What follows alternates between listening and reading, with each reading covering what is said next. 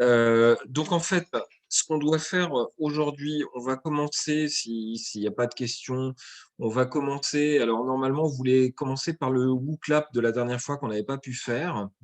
Donc on va commencer par le WooClap qui va correspondre au cours d'avant. Ok. Et puis voilà quoi. J'ai quelqu'un qui lève la main. Oui, bonjour monsieur. Bonjour. Excusez-moi, j'ai une question puisque notre prof de TD nous a dit que, ils avaient remarqué aussi notre erreur qu'il avait vue avec vous. C'est sur le tableau, des isoméries en fait, avec les questions. Ah, c'est Ouais, Alexis. voilà, c'est ça. Ouais, ouais, ouais, tout à Je fait. voulais juste vous le clarifier un tout petit peu si c'était Ouais, possible. ouais, ouais, vous avez raison. Vous avez totalement raison. Alors attendez, mais vous avez bien raison de dire ça, oui. Et de m'y faire penser surtout. Alors attention, il faut que je retrouve ça. Je retrouve ça. En fait, c'est mal dit. C'est surtout mal dit les choses, en fait. C'est son coup. En fait, il y a pas de question de superposable ou non, c'est s'ils ont une image dans un miroir, c'est des énantiomères, s'ils n'en Voilà, ont pas, c'est des diastéréoisomères, c'est ça? exactement. C'est exactement ça. Donc, C'est juste la question qu'on doit changer donc. ouais, ouais, ouais, ouais, ouais, c'est la question qu'il faut changer. Il faut que faut que je le change rapidement. Alors attendez. Off et ouais, c'est moi. Enfin, le problème, c'est que en fait, on se relie jamais quand on fait les choses. Donc c'est à ce niveau-là, hein. C'est, superposable à son image dans un miroir, donc ça ne veut pas dire grand-chose, hein, en fait, dit comme ça. Donc, sont énantiomères 2 composés qui sont images l'un de l'autre dans un miroir. Donc en fait, la question, ça serait plus image l'un de l'autre dans un miroir. S'ils sont images l'un de l'autre dans un miroir, c'est des énantiomères. S'ils ne sont pas images, l'un de l'autre dans un miroir, eh bien, c'est des diasteréoisomères comme ces composés-là, par exemple, et ou ces composés-là. D'accord. Super, Et merci beaucoup. je change ça effectivement parce que c'est dommage d'être ambigu à ce niveau-là. C'est dommage d'être ambigu. Ça, c'est pour cette partie-là. Euh, eh bien, on commence par quoi? On commence par le WooClap, du coup. Alors, soit on commence par le WooClap. En fait, je vous explique. Ce qui m'embête un petit peu, c'est que je sais qu'il y a des étudiants, je sais qu'il y a des étudiants qui ont ensuite un TD et qui m'avaient fait la remarque qu'ils préféraient faire la partie TD, enfin, pardon, assister au maximum de cours, puisqu'après ils partent sur la dernière, on va dire, à partir de midi. Monsieur, Ouais, c'était moi qui vous avais fait cette remarque, mais en fait, aujourd'hui, on n'a pas ce TD en question parce que le prof, il pouvait pas être là. Du coup, il nous l'a décalé à lundi dernier. Donc, Oui, mais il y a quand même des élèves qui ont un TP, pardon, je me permets. Donc ATP? effectivement, Ah oui, ouais, bah, ok, bah il y a là, quand ça, même c'est autre des chose élèves alors. qui vont partir, effectivement d'accord. avant la fin du Ça, cours. c'est autre chose alors. Ok, très bien. Très bien. Alors, on va faire ça. Je vais aborder la partie de cours. Et puis, on refera donc le WooClap sur la partie de, on va dire, sur le cours d'avant, sur le cours sur les effets électroniques. On abordera ça à partir de midi à peu près, et puis comme ça, tout le monde est tranquille. Ok. Et comme ça sera plus simple. Donc, alors, le nouveau cours, en fait, il est sur Moodle. Top, partage d'écran est en pause. Tac, tac, tac, tac, tac. Moins d'étudiants que j'avais au départ, hein. Je sais pas pourquoi, mais j'ai l'impression que là, il est temps que ça s'arrête. Bref, hop là, un diaporama. Alors, nous sommes toujours donc de l'atome à la chimie organique. Donc, il n'y a plus qu'un seul vrai cours à faire. Et donc, on va le faire aujourd'hui. On ne le finira pas aujourd'hui. D'accord? On ne le finira pas aujourd'hui parce que ça sera difficile à le faire en si peu de temps. Mais il n'y a plus qu'un cours, il y a plus qu'un cours à faire dorénavant. Le cours, il est sur les dérivés halogénés, sur les substitutions et les éliminations nucléophiles. D'accord? Donc, en fait, ça va être vraiment entre guillemets, de la vraie chimie organique, dans le sens où on va apprendre, on va faire des réactions chimiques. Ok.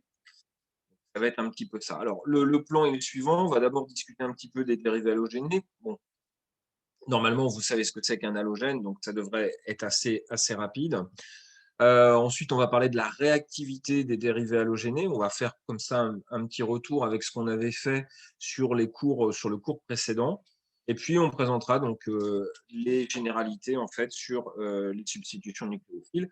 Et après, on va rentrer dans le vif du sujet. En fait, le vif du sujet, ça va être 4 réactions chimiques différentes. La SN1, la SN2, l'élimination E1, l'élimination E2. Et à la fin, un tableau résumé pour résumer un petit peu tout. OK? À chaque fois, on va parler de mécanisme, de cinétique. Alors, cinétique, c'est, je le dis tout de suite, c'est la vitesse de réaction importante. Et évidemment, les implications sur la stéréochimie, etc. OK? Donc, on va commencer sur les généralités, sur les dérivés halogénés. OK? Donc, les dérivés halogénés, eh bien, c'est des composés qui sont très souvent rencontrés en chimie. Alors, parmi des exemples, je vous ai mis des exemples de médicaments qui sont assez connus. Donc, le lévothyrox, par exemple, qui sert notamment sur l'hormone thyroïdienne. Vous voyez, vous avez des iodes, en fait, hein, localisés à différents endroits de votre molécule. Ça ressemble à ça, hein, les médicaments. C'est des composés assez basiques comme ça. Vous avez la fluoxétine. Alors, la fluoxétine, c'est un antidépresseur qu'on appelle le Prozac. Alors, vous avez quelque chose qui est très fréquent, c'est des groupements fluor. On trouve énormément de fluor dans les médicaments, dans le dentifrice évidemment, mais aussi dans les médicaments. Et puis, un autre composé, je ne devais pas être forcément en bonne forme quand on a fait ça, c'est le bromazépam, donc, qui est en fait le Lexomil, une benzodiazépine qui sert un petit peu ce qu'on appelle un petit peu des choses comme ça. Et enfin, l'hydroxychloroquine. Alors, si ça me fait rire ici, parce qu'en fait, je l'avais mis l'année dernière. C'est un des rares cours qu'on avait fait en confinement, mais c'est pas, voilà, c'était parce qu'à cette époque-là, on pensait que ça allait pouvoir être efficace contre le Covid. Alors, j'ai une question sur, c'est pas cancérigène le fluor? Alors, le fluor en tant que tel, en tant qu'ion, non, il n'y a pas de raison. Après, tout est une question de quantité. Et d'une façon générale, la toxicité, c'est vraiment une question de quantité. Je vais vous donner un exemple. Si vous prenez un composé comme l'arsenic, bon, l'arsenic, c'est ce qu'il y a dans l'eau de la bourboule. Vous savez, il y a des curistes, hein, qui font enfin, qui soignent entre guillemets avec de l'eau. Et ce qui fait la spécificité de la bourboule, c'est d'avoir de l'arsenic. Alors, donc, c'est vraiment une histoire de quantité. C'est vraiment une histoire de quantité là-dedans. Donc après que dans certains composés cancéreux, on retrouve du fluor, oui, il n'y a pas de raison, mais a priori, en tant que tel, le fluor en tant que tel n'est pas plutôt pas problématique. Voilà. D'autres dérivés halogénés qu'on retrouve en chimie, alors vous avez par exemple les pesticides, le chlore dans les pesticides, on le retrouve assez fréquemment. Hein, donc ça, c'est histoire de vous mettre des molécules, hein, aussi, hein, mais que vous soyez à quoi ça ressemble. Le chlorophényltrichloroéthane, donc DDT, c'est un composé, un pesticide très connu et qui a été employé un peu trop massivement dans certaines zones. Vous avez les solvants aussi. Alors, c'est un très grand classique, hein, du solvant. Donc, vous avez notamment le dichlorométhane, qui est un solvant très utilisé. Le chloroforme, qui est un solvant très utilisé. Il est utilisé quelquefois un petit peu en tant qu'anesthésique, mais il est pas très efficace. Et le N-bromopropane, donc c'est aussi un composé, un solvant qui est utilisé souvent. Et toujours pareil, pour présenter un petit peu les dérivés halogénés, dans les polymères, eh bien, dans les polymères, le téflon ou polytétrafluoroéthylène, donc c'est un polymère, donc ça fait des très longues chaînes, hein, les polymères, c'est le principe, des revêtements, et donc le téflon très utilisé justement sur les trucs anti-adhésifs. Une seconde, j'ai un truc à...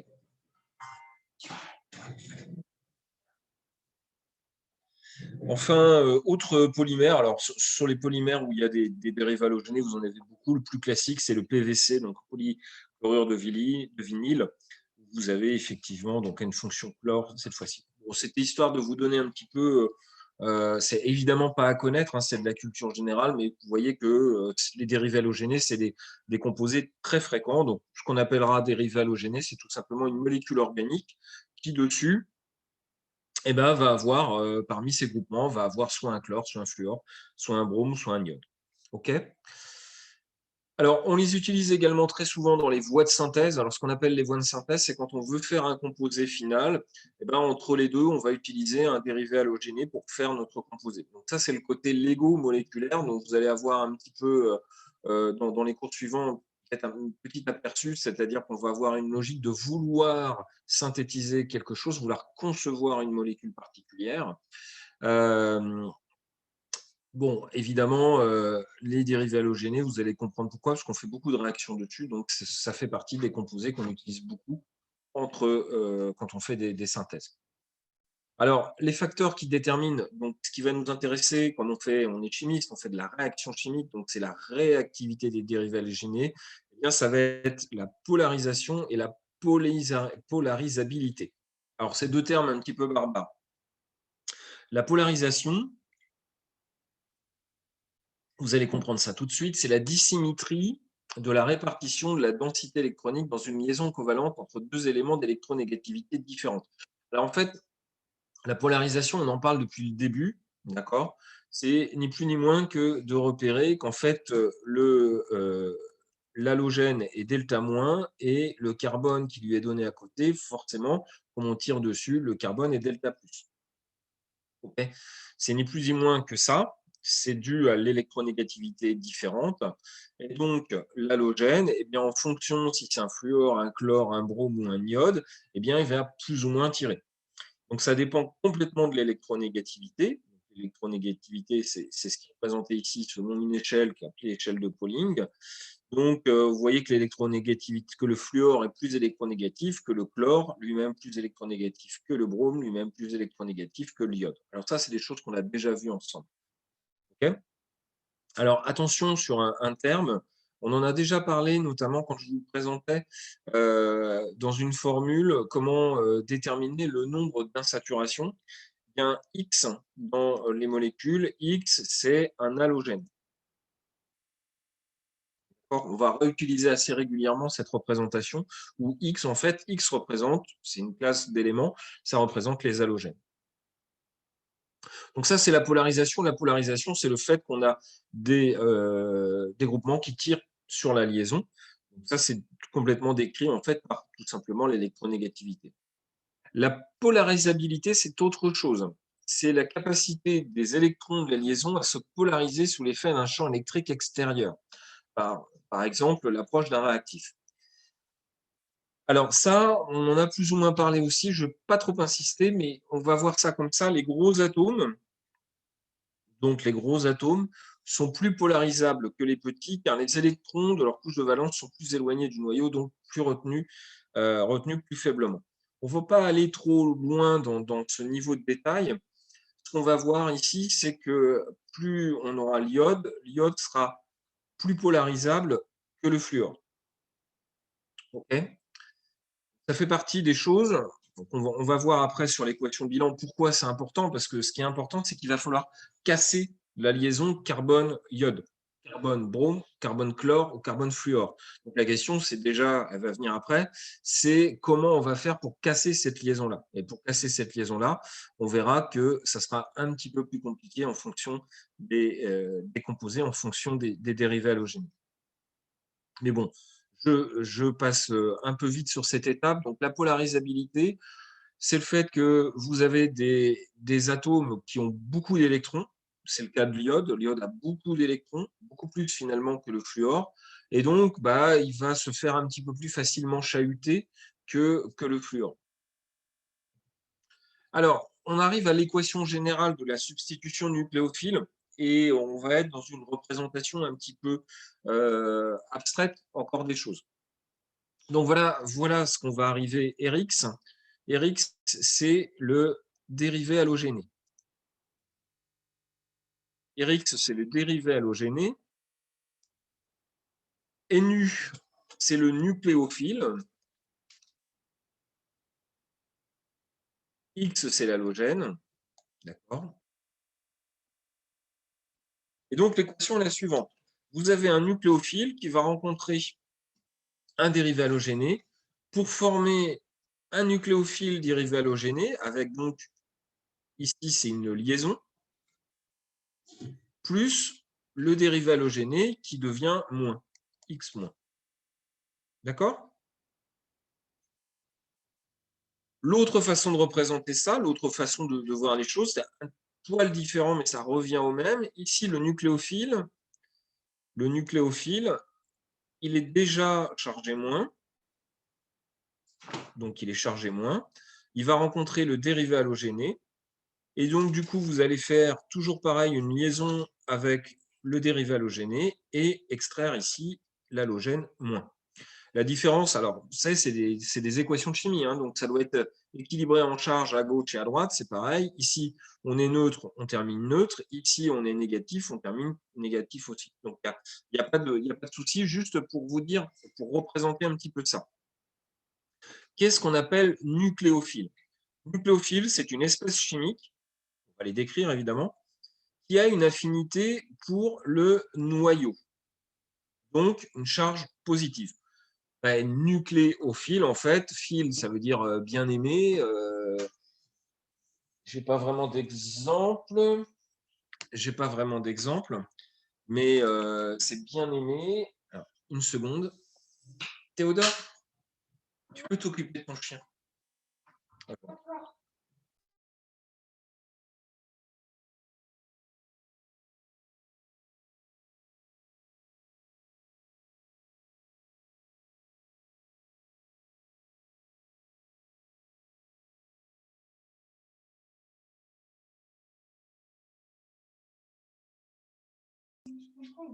Ouais. Excusez-moi pour cet intermède. J'ai un souci avec ça. Donc oui, merci de m'aider en trouvant des exemples avec fil qui sont pas glauques, hein, donc c'est bien. Hydrophile, c'est bien, voilà, donc qui aime l'eau. Donc c'est la même chose, nucléophile, qui aime les noyaux. En fait, ce que ça va chercher, ça va aller chercher le delta plus du carbone. Vous savez, quand on va avoir quelque chose comme ceci, avec ici, par exemple, un chlore, le chlore est delta moins, le carbone d'à côté est delta plus, eh bien, le nucléophile, en fait, lui, il veut aller voir le delta plus du carbone. Glucophile. Voilà, ça c'est bien. Moi, je suis chocolaphile aussi, enfin, je ne sais pas si ça existe, mais ou caféinophile, enfin bon, bref. Alors, donc ça, on a repéré qu'est-ce que c'est qu'un nucléophile. On va bien les représenter, mais les nucléophiles, il veut aller vers la charge partielle delta plus du carbone. Qu'est-ce que c'est qu'un nucléofuge? Donc, je vais avoir toute la liste. Ouais, un mot ancien, je sais, j'ai bien compris. Cinéphile est effectivement un mot ancien. On va s'arrêter sur tout ça.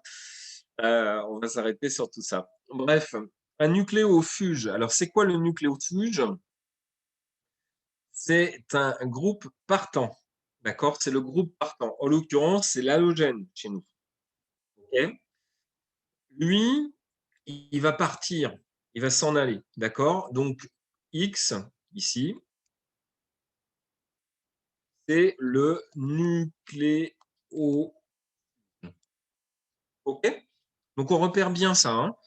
Le nucléophile, c'est plutôt quelque chose qui est vraiment delta moins, qui aura un doublet ou un truc comme ça, voire même carrément négatif.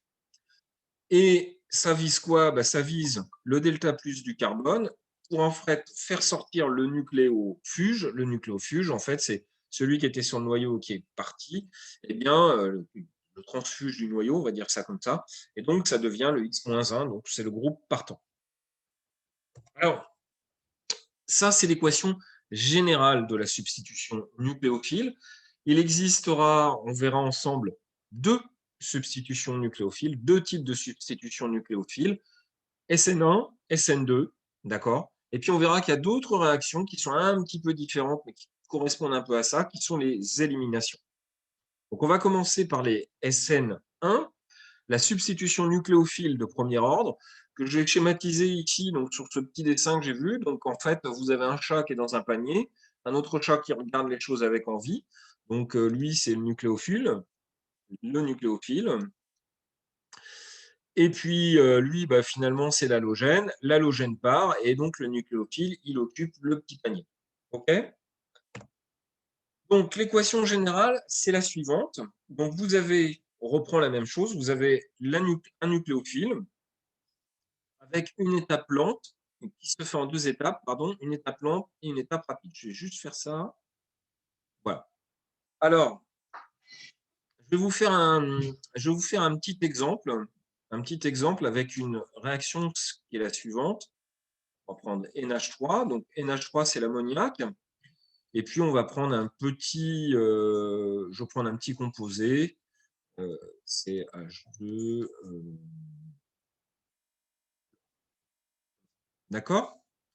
Alors, qu'est-ce qui va se passer? Dans un premier temps, comme ça, le premier temps est le suivant. Le premier temps, vous allez avoir CH3, CH2, chlore, avec le chlore qui va partir pour créer une nouvelle espèce. La nouvelle espèce, ça va être celle-ci, CH3, CH2+, plus Cl-. Ici, on en a parlé beaucoup la semaine dernière, ça s'appelle un carbocation. Carbone, cation. Un carbone qui a 3 liaisons et qui on lui a appliqué en fait l'électron et donc qui est plus. Ce carbocation qui est là, donc le CH3, CH2+, en fait, il va réagir non pas avec le chlore pour revenir en arrière, mais il va réagir avec le doublet du NH3 qui va aller sur ce carbone qui est plus. Cette réaction fera apparaître quelque chose comme ceci. N plus. Je fais gaffe, il faut faire attention à ça, parce qu'on a tendance un petit peu à pas bien équilibrer les réactions. Parce que la dernière réaction se fera en fait avec le Cl- pour créer, en fait, c'est pas la partie la plus intéressante de la réaction, pour créer un nouveau composé, et le suivant, qui est tout simplement en fait l'éthanamide. Hein, éthanamine, qui est en fait ce petit composé ici. Donc là, je vous présente une première réaction très simple de SN1. En fait, on a un composé, on est parti d'un composé qui est le chloroéthane. À partir du chloroéthane, en lui mettant du NH3, en lui mettant de l'ammoniac, eh bien, on crée un nouveau composé. Donc, c'est ça qui est intéressant, qui est l'éthanamine, où vous avez une fonction amine là-dessus. D'accord? Donc, ça, c'est une première réaction de chimie organique. C'est votre première, ça s'arrose. Hein, si vous cherchez des occasions pour faire la fête. Donc, c'est votre première réaction vraie de chimie organique. Évidemment, il en existe des milliers et des milliers. Je ne les connais pas toutes, évidemment. Et la logique est toujours un petit peu la suivante, c'est-à-dire on voit un mécanisme, on essaye de comprendre les choses. OK? Voilà. Alors, on va revoir donc plus précisément le mécanisme que je vous ai présenté, parce que ça sera toujours le même mécanisme. Donc, je vais le représenter ici. Ah, ouais, bien sûr, j'ai écrit. Off, off. Donc, voilà en fait le mécanisme. Le mécanisme, il est le suivant. Première étape, la première étape, c'est ça. La première étape, on a un dérivé halogéné. On retrouve un carbocation qui vient de se créer et l'halogène qui est parti. En fait c'est une réaction qui est équilibrée parce que, évidemment, l'halogène pour revenir ici. Cette étape, elle sera lente. Donc là, on va parler un petit peu de cinétique. La cinétique, c'est la vitesse des réactions. D'accord? Donc cette étape, elle va être lente et ça va être un équilibre. D'accord? Pourquoi c'est un équilibre? Parce que vous voyez bien que le moins attirant plus, on peut tout à fait aller ici. Sauf que ce qui se passe, comme il y a un nucléophile, le nucléophile, lui, va s'interposer dans la réaction pour créer en fait ce composé-là, qui est ici. Et là, ça, c'est une étape qui va être très rapide. D'accord? La première étape, c'est la formation du carbocation. C'est une étape lente. Formation du carbocation. La deuxième étape, c'est l'addition du nucléophile. Et cette étape-là, elle est rapide. Du coup, si c'est rapide, alors je sais que vous n'avez pas encore vu la cinétique, je pense que vous n'avez pas encore vu la cinétique. Si c'est rapide, en fait, c'est que la vitesse ne va dépendre que de la première étape, c'est-à-dire l'étape la plus lente. Alors, je répète ce qui est écrit, ce que je vous ai dit. La réaction SN1, ça se fait en 2 étapes. Une étape lente, formation du carbocation.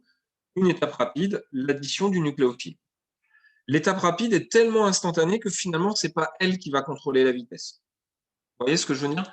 Pour prendre une petite image, j'imagine que vous devez aller à Lille, par exemple. Vous allez à Lille. Vous allez prendre le TGV. Et puis après, vous avez 5 minutes de marche. Sur la distance totale de votre vitesse, la distance totale est sur la somme totale de votre vitesse. C'est clair que la partie que vous allez avoir fait sur le TGV est plus impactante que la petite partie que vous allez faire à pied. OK? Alors, ce n'est pas un bon exemple en plus que je vous ai pris. C'est complètement bête comme exemple. Je ne devrais pas improviser ça. Quel autre exemple je pourrais vous prendre?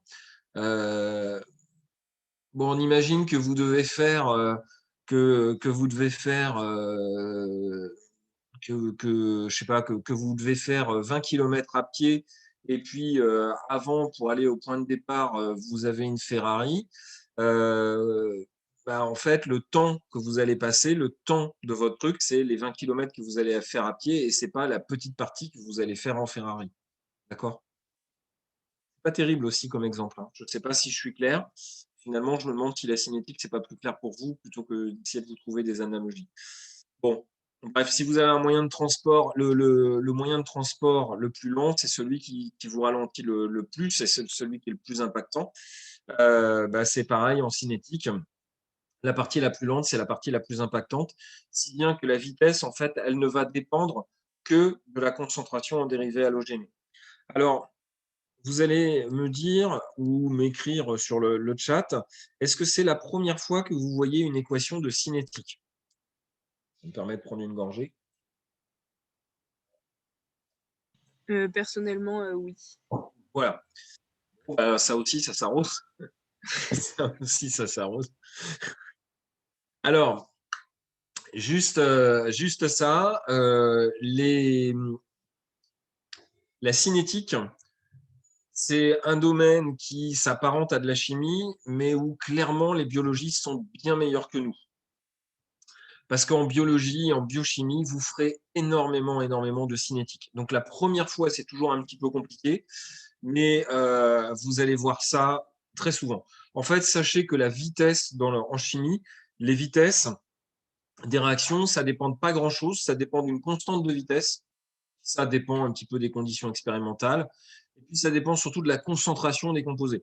Vous imaginez bien que si vous êtes dans une situation très diluée, il y a peu de chances que les molécules se rencontrent les unes des autres, donc la vitesse va être lente, le temps que tout se rencontre. Alors, si vous travaillez dans une condition où vous êtes très concentré, tout est l'un à côté de l'autre et donc les vitesses sont très rapides. Voilà.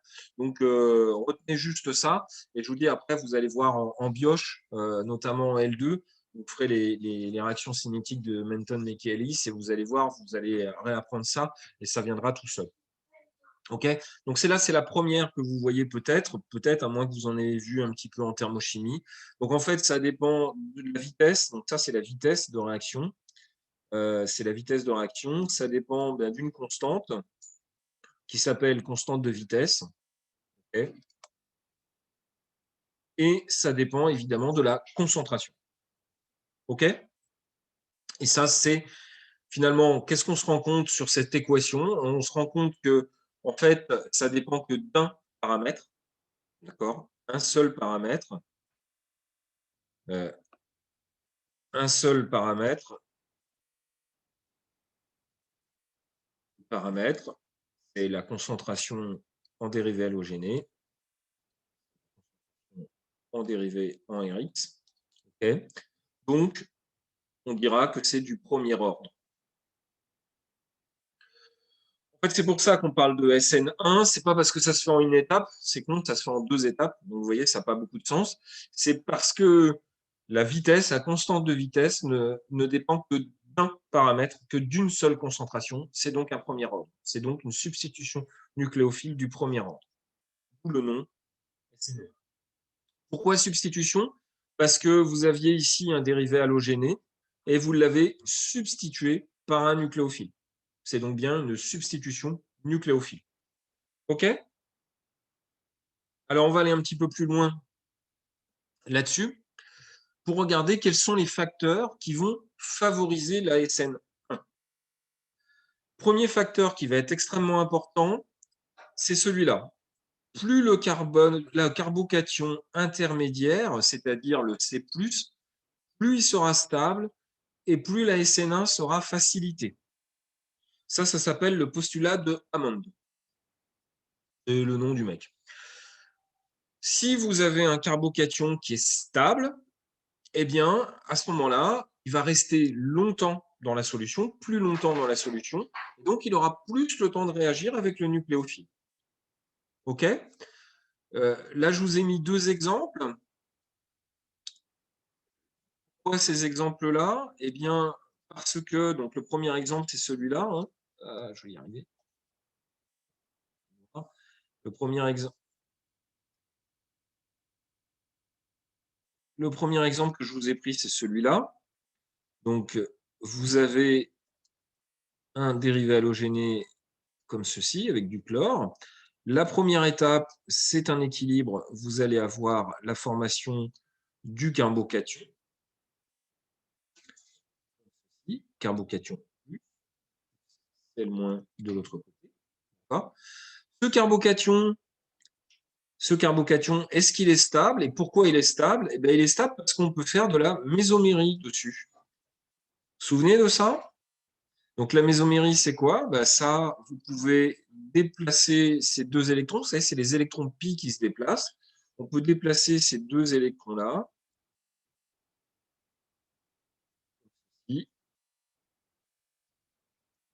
Donc du coup, vous faites cette nouvelle espèce-là. Cette nouvelle espèce-là, eh bien, elle peut encore évoluer et faire ce composé-là.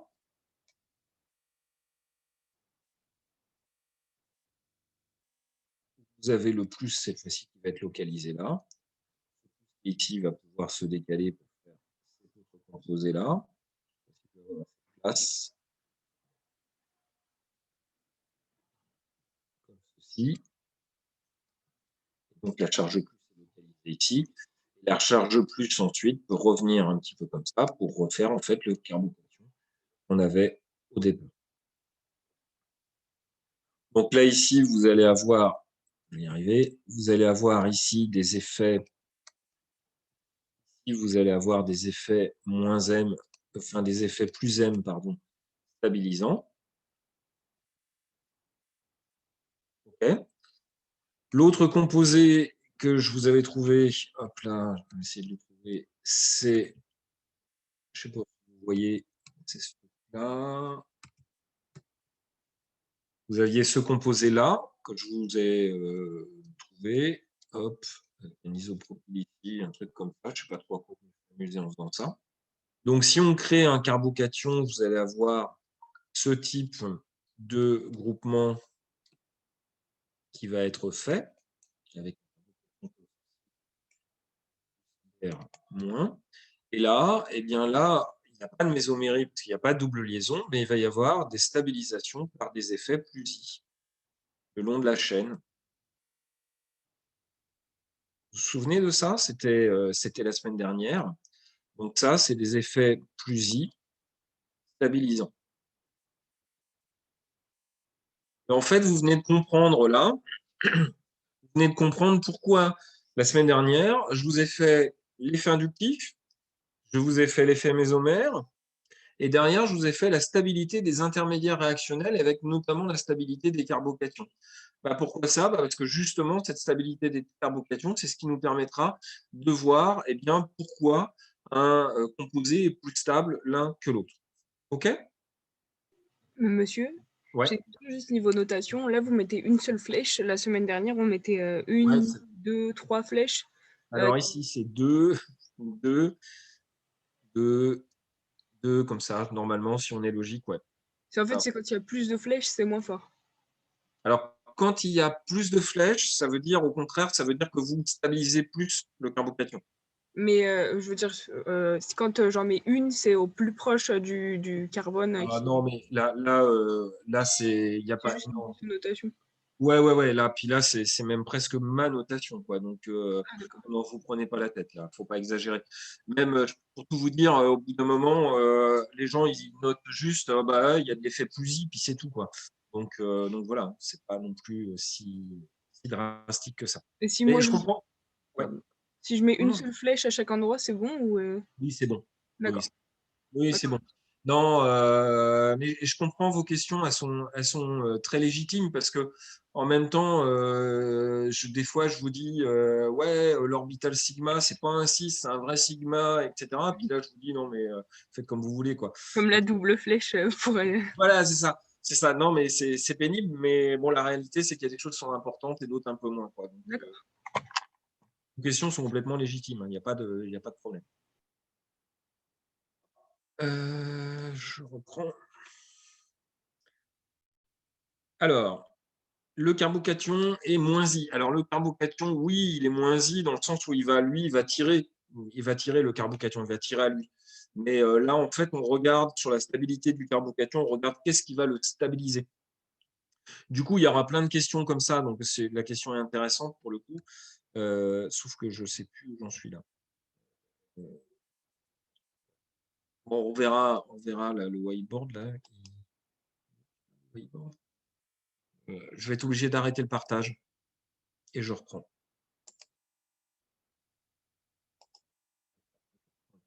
Voilà. Donc en fait, pour reprendre un petit peu les choses, par exemple, ce composé-là, H3Br, ça sera un très mauvais carbocation. Très mauvais carbocation. Parce que finalement, ça sera juste l'ion CH3+. Donc autant vous dire, même, je vous le dis directement, que ça ne réagira pas. Tellement c'est un mauvais carbocation, parce que sa charge n'est pas du tout compensée. Alors que les autres, au contraire, seront des très bons carbocations. Donc ça va faire partie des choses qu'il va falloir avoir en réflexe, parce que je vais vous dire, le gros des problématiques, c'est que on va vous donner un composé, puis on va vous dire alors SN1 ou SN2. D'accord? Une des premières choses à regarder, c'est est-ce que le carbocation qu'on va créer, est-ce que le carbocation intermédiaire, il est stable ou pas? S'il est stable, c'est clairement la SN1 qui sera facilitée. S'il n'est pas stable ou s'il n'est pas plus stable que ça, il faudra aller plutôt vers de la SN2. D'accord? On en rediscute évidemment quand on fait la SN2. Quels sont les autres facteurs qui favorisent la SN1? On a parlé en fait qu'on avait des problèmes de polarisabilité sur les composés. Ça va venir ici. En fait, moins l'énergie de la liaison CX est forte, et plus la formation du carbocation est aisée. En d'autres termes, c'est plus facile de casser une liaison CI, iode, que de casser une liaison C-fluor. On va regarder ça sur les énergies des liaisons. Ça, c'est les énergies des liaisons. Donc, l'énergie d'une liaison carbone-iode, c'est 213 kJ par mol. Du carbone-brome, c'est 284. Carbone-chlore, c'est 338. Carbone-fluor, 485. Donc, ça, encore au-dessus en termes de choses. En gros, il est plus facile de casser carbone iode que carbone chlore. D'accord? Tant et si bien que le carbone fluor, on va les oublier dans les intermédiaires réactionnels parce que l'énergie est tellement forte que le fluor F n'est pas un bon nucléofuge. N'est pas un bon nucléofuge. OK? Donc, en fait, dans les réactions qu'on fera, vous verrez, on verra de l'iode, on verra du chlore, on verra du brome, on verra rarement, voire jamais, du fluor. C'est pas plus mal, hein, on s'en fait plus que 3, donc ça va. Quels sont les autres facteurs qui vont favoriser, stabiliser le carbocation intermédiaire? Alors, pour stabiliser un carbocation intermédiaire, en fait, le solvant va avoir une vraie utilité. Pour stabiliser un intermédiaire, il va vous falloir un solvant qui soit polaire, protique. Alors, c'est quoi polaire? Polaire, ça veut dire que le solvant, il a une charge atomique partielle dessus. Ça va être l'exemple de l'eau, par exemple. Et pourquoi protique? Protique, ça veut dire qu'il a des hydrogènes qui peuvent faire des liaisons hydrogènes. Alors, l'eau, donc c'est H2O. H2O, il a un delta- ici, donc ça veut dire qu'il est polaire. Et il a des hydrogènes pour liaison hydrogène. Pour liaison H. Liaison. J'écris très mal aujourd'hui. Donc c'est protique. OK? Alors, pourquoi ça va servir? Ça va servir à cause de ça.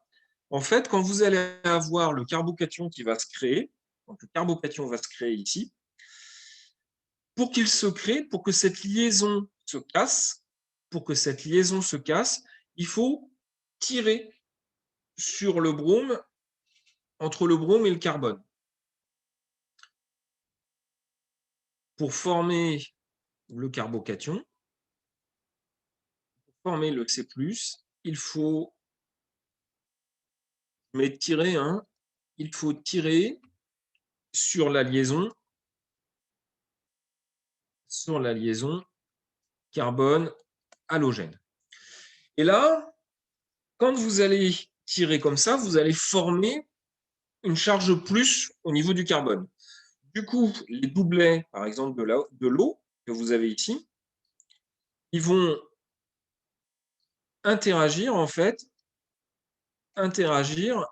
avec la charge plus qui est en train de naître au niveau du carbone.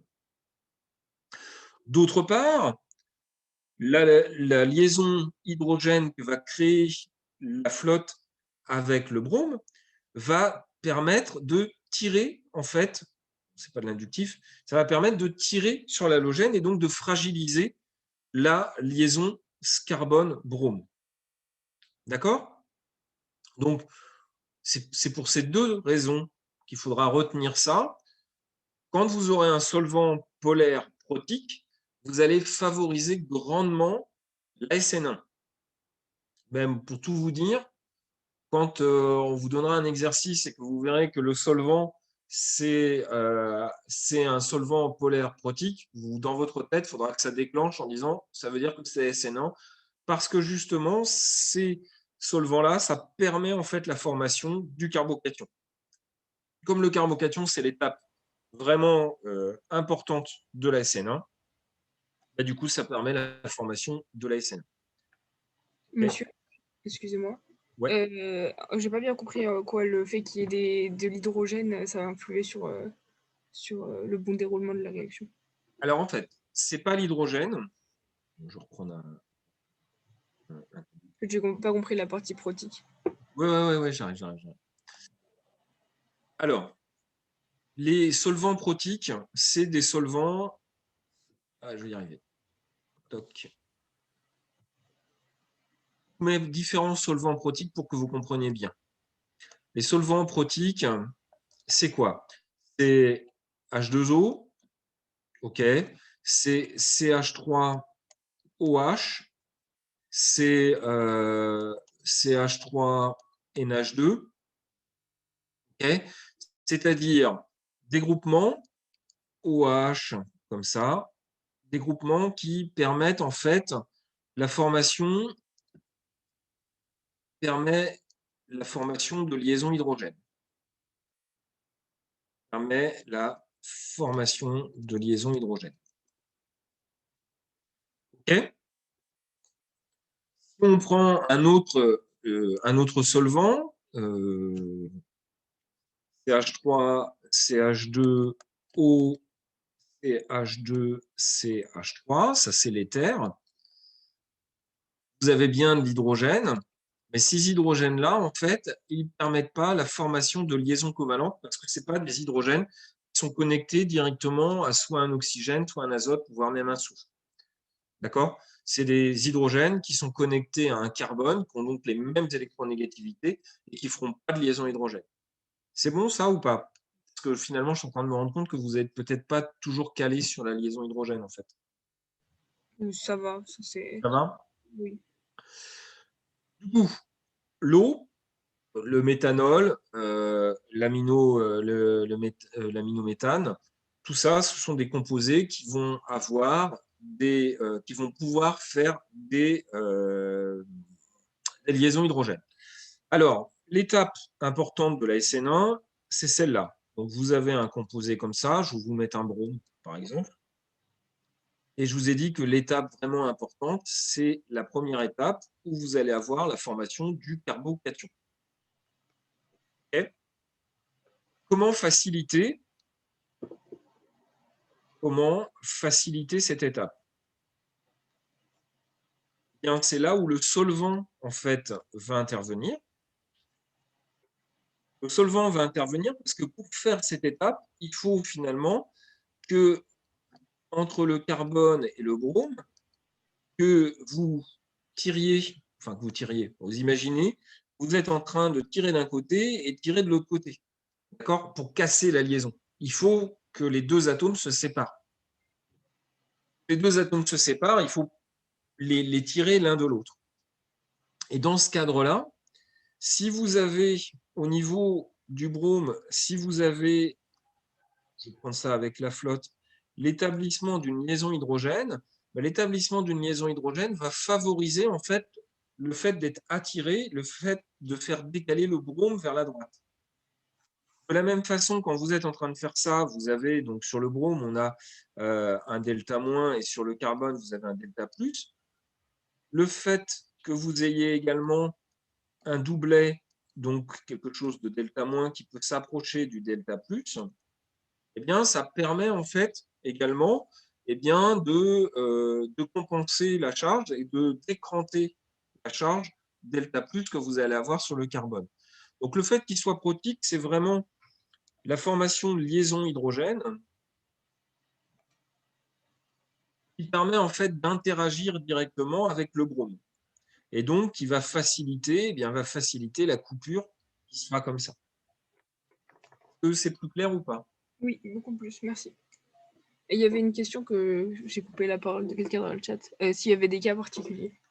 Alors, des cas particuliers, il y a toujours des cas particuliers, mais a priori, l'idée n'est pas de vous tromper là-dessus. Donc, on verra ça en TD, mais a priori, il n'y aura pas trop de cas particuliers, je pense pas. C'est pas prévu. Merci. Bon, il y a d'autres cas particuliers qui sont très connus. C'est plus le fait que les carbocations peuvent se réarranger. Mais ça, a priori, nous, on ne le voit pas. En chimie, on le fait, mais vous n'allez pas le voir. Okay. Alors, je ferme mon tableau. Je reprends le partage d'écran. Nous étions là. Donc, c'est vraiment important. Un solvant polaire protique. Avec deux raisons. Pourquoi polaire? Parce que c'est ce qui est écrit ici. Les charges partielles delta- de l'oxygène stabilisent la charge delta plus 1 du carbocation.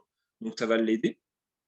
Et enfin, la liaison H, elle favorise la rupture de la liaison carbone-halogène et donc la formation du carbocation. OK? Alors, je vous ai donné un exemple de réaction avec donc une molécule qui est la suivante. Donc, sur cette molécule, c'est pareil, hein, on a des effets inductifs ici qui vont stabiliser le carbocation. Et donc, on a ici donc, ce composé-là qui va se créer. Et donc, si vous regardez un petit peu, eh bien, vous allez avoir une réactivité qui va être très forte quand vous êtes dans l'eau et beaucoup plus forte quand vous êtes dans l'éthanol, beaucoup moins forte quand on est dans l'éthanol. Pourquoi? Parce que l'éthanol fait moins bien des liaisons hydrogènes que la flotte. La flotte, c'est le solvant qui aide à faire des liaisons hydrogènes. Okay, bon, je ne suis pas sûr que ça soit super clair mon exemple. Et vous avez vu en thermochimie la liaison hydrogène normalement? Non? Ou c'est que moi qui est en train de la faire?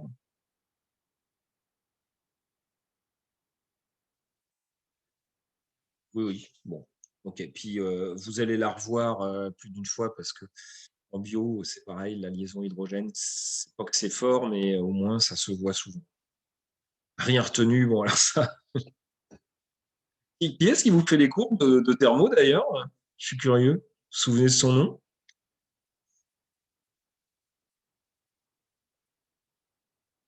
Non? Voilà. On balance pas. Oui, ouais, c'est pas le problème sur le prof. Ah, d'accord, François Mavray. Monsieur Mavray. Oui, oui, oui, le gentil. Ok. Alors, voilà donc les facteurs qui favorisent la SN1, juste pour faire un petit peu le bilan. Les facteurs qui favorisent la SN1, c'est quoi? Le carbocation intermédiaire, il faut qu'il soit stable. Donc, plus vous aurez des effets inductifs, plus vous aurez des effets mésomères donneurs, inductifs donneurs, effets mésomères donneurs, plus ça sera stable. Ensuite, ce qui va favoriser les choses, c'est de préférence, si vous avez un iode, ça ira mieux que si vous avez un brome, ira encore mieux que si vous avez un chlore, et si vous avez un fluor, vous ne ferez même pas de réaction. D'accord? Deuxième chose vraiment importante, très importante aussi, le solvant. Si vous avez un solvant polaire topique, ça marchera super. Maintenant, on va discuter un petit peu de l'influence de ça sur la stéréochimie. Alors, c'est là où je vais vous réécrire ça, et puis j'ai prévu des images derrière, mais je voudrais vous le faire en direct là-dessus. Parce que la stéréochimie, vous connaissez ça par cœur, maintenant vous êtes à l'aise. On va commencer sur ce petit composé qui est là. Donc, ce petit composé qui est là, on commence par lui mettre l'hydrogène en arrière du plan, hein, tout simplement. Tout simplement comme ça. Et donc, vous allez avoir, eh bien, si on regarde bien, celui-là est 1, celui-là est 4 en arrière du plan. Ici, eh bien, vous avez un carbone, un autre carbone. Ce carbone est lié à 3 autres carbones. Ce carbone est lié à rien du tout. C'est donc lui qui est 2 et lui qui est 3. On tourne comme ceci. D'accord? Il est donc S. Bravo. Bravo. Il est S. OK? Et qu'est-ce qui va se passer quand on va faire dans H2O? Quand on va le mettre dans H2O. Alors ici, H2O, c'est à la fois, ça arrive souvent, hein, c'est à la fois nucléophile et solvant. Alors la première étape, c'est la suivante. La première étape,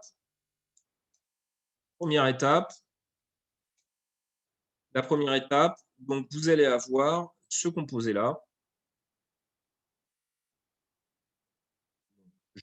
Ici, la première étape, c'est un équilibre. Vous allez avoir la formation du carbocation. Et alors, quelle est la géométrie du carbocation? Quelle est la géométrie du carbocation? Bien, ça, vous êtes capable de le faire en sachant que derrière, au niveau de cet endroit-là, vous avez finalement un hydrogène qui est ici. Du coup, quel est le code VSEPR de ce carbone qui est là?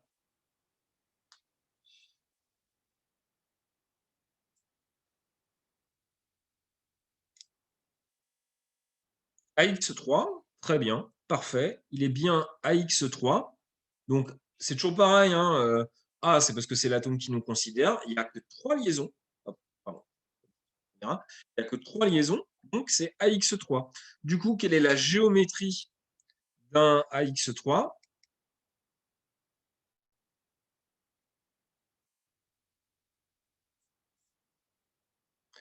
Trigonal plan, parfait. Géométrie trigonale plan. Du coup, ça veut dire qu'en fait, vous avez des angles à 120 degrés. Toc, toc. Vous avez des angles à 120 degrés comme ceci.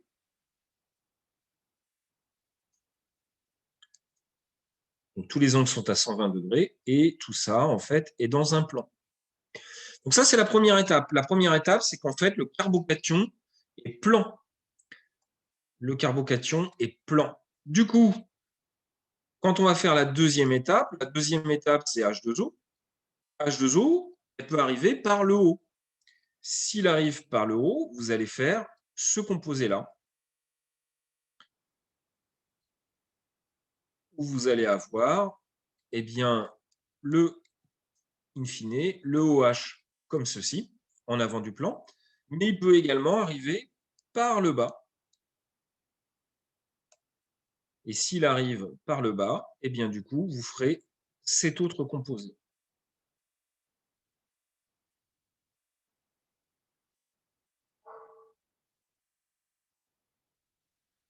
OK ? Et alors, quelle est la probabilité d'arriver par le haut et d'arriver par le bas? C'est la même, on est d'accord avec ça. C'est la même probabilité. Il y a autant de chances d'arriver par le haut que par le bas. OK ? Donc, si vous avez autant de chances d'arriver par le haut ou par le bas, eh bien, du coup, vous en ferez 50% de celui-là et 50% de celui-là. Comment ça s'appelle? Quand on a 50% de... Alors, celui-là, c'est le S, et celui-là, c'est le R. Comment on appelle ça quand on a 50-50? Quand on a 50% de l'un, 50% de l'autre, un mélange racémique, et vous avez tout pigé. C'est parfait. C'est donc bien le mélange racémique. OK? Donc, en fait, finalement, c'est un truc intéressant, c'est qu'on s'est embêté à avoir un composé pur, énantiomériquement pur au départ, mais le fait qu'on passe par un carbocation plan, eh bien, ça fait perdre la stéréochimie du dérivé halogéné de départ. Donc, la réaction, on appellera, la réaction n'est pas stéréospécifique. Stéréospécifique, ça voudrait dire qu'on conserve, au contraire, eh bien, la chiralité du produit de départ. Alors, j'ai fait des captures d'écran pour vous présenter ça sur ce composé-là. Donc, vous voyez bien le composé au départ, c'est ce composé-là. Quand il va être dans l'eau, on va former, donc ici, c'est le carbocation. Là, d'accord, le carbocation. La deuxième étape, eh bien, c'est l'approche d'une molécule d'eau qui arrive soit par le dessus, soit par le dessous. Évidemment, ça n'a pas de sens, dessus-dessous. Ça n'a pas de sens, parce que c'est en 3 dimensions, ça tourne dans tous les sens. Il n'y a pas de dessus, il n'y a pas de dessous à l'échelle des molécules. Donc, ça n'a pas de sens. Mais en fonction de ça, eh bien, vous ferez soit ce composé-là, soit ce composé-là, avec des proportions de 50% de l'un, 50% de l'autre, soit le mélange racémique. OK? Ça va, ça? Donc, l'influence sur la stéréochimie, ce qu'il faut retenir, alors c'est des termes, il faut retenir que la réaction n'est pas, n'est pas stéréospécifique, c'est-à-dire en fait qu'on perd la stéréochimie, du dérivé de départ. Alors, il y a un H qui disparaît? Non. Alors oui, pardon, bien sûr. En fait, quand on fait l'addition, on va former, normalement, vous me dites si c'est ça que vous vouliez dire. En fait, c'est H2O que vous avez rajouté. D'accord? Donc, vous avez H2O que vous avez rajouté. Et en fait, à la fin, vous allez le perdre, cet hydrogène, soit avec une autre molécule d'eau pour faire du H3O+, soit avec le chlore pour faire du HCl. Il agira lui-même avec l'eau, etc., etc. D'accord? Mais évidemment, oui, le dernier hydrogène qu'on va avoir, il va dégager après. Ça va, c'était ça le sens de la question? Ouais, c'était ça. Eh ben, on avance bien, on avance bien. On va voir maintenant la substitution nucléophile de second ordre. Monsieur, excusez-moi. Ouais. Une question juste sur avant, ça veut dire qu'on peut prendre n'importe lequel des deux énantiomères de la molécule de départ. Au final, on obtiendra le même mélange racémique. Ouais. Ok, merci. À moins d'avoir vraiment un cas très, très, très particulier, mais on ne verra pas ça. Oui. Mais en fait, le cas très particulier, c'est d'avoir une molécule tellement complexe que quand le carbocation il se forme, on ne peut pas arriver par en dessous ou par au-dessus, par exemple. Ah Là, oui. voilà. Mais ce n'est pas des molécules simples, parce que là, les molécules qu'on fait, il n'y a pas de choix. Ça devient un plan et on approche de chaque côté. OK? On voit vite fait la substitution nucléophile du second ordre, ou alors, ça m'embête de démarrer sur ça. Ouais, on va arrêter sur le booklab, surtout que je pense avoir un petit peu d'avance sur mon collègue. Donc, juste par rapport au chat de tout à l'heure, le chat de tout à l'heure, je ne sais pas si vous avez vu sur la SN1. La SN1, en fait, le chat, il partait, il devenait, donc en fait, on va reprendre ça, tiens, c'est rigolo. Je suis super content d'avoir trouvé, parce que trouver des blagues sur de la chimie orga. Donc en fait, c'est ça, hein, ici, c'est le nucléophile. Lui, c'est le groupe partant, qui devient X- ici, d'accord? Et en fait, entre les deux, ici, vous avez fait le carbocation, ici, d'accord? Et on va voir que dans la SN2, en fait, c'est plus violent dans la SN2. C'est carrément le chat qui vient directement rentrer ici et virer son pote. D'accord? Donc, on verra ça après sur la SN2. OK? On va s'arrêter là sur la partie cours. On va s'arrêter là sur la partie cours. Je voulais faire le booklap qui correspond, son pote, ouais, voilà, qui correspond à ça. Comment, à chaque fois, vous trouvez des blagues sur la chimie? Bien, historique internet, chat vole place d'un chat. Non, en fait, j'ai surtout cherché, mais j'arrive pas à tout. Enfin, il est temps que ça s'arrête parce que j'ai du mal à trouver des trucs rigolos, en fait. Mais moi, je mémore aussi les trucs. Ouais, on va faire que du booklap, là, si ça vous embête pas. Vous êtes gentil. Donc j'arrête là. Juste une petite question. Sur la diapo d'avant, ouais, je veux bien. Est-ce que le carbone a une double liaison avec l'oxygène de OH? Où ça? Non, c'est que des simples liaisons avec le O de OH, le 0 de OH. Non, non, c'est une simple liaison ici, hein. Les doubles liaisons, je les ai marquées ici pour que vous voyez bien. Les doubles liaisons, ils sont ici. Non, il n'y a pas de formation de double liaison. OK?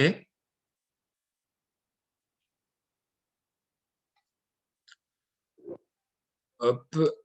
Alors, on va passer sur le booklap. On va placer sur le booklap. Toc, toc, toc, toc, toc.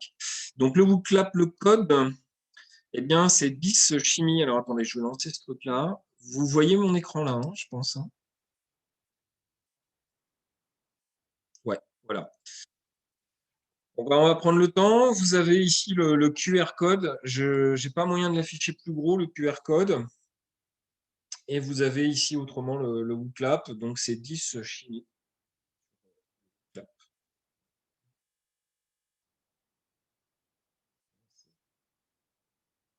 Pas évident de trouver un truc.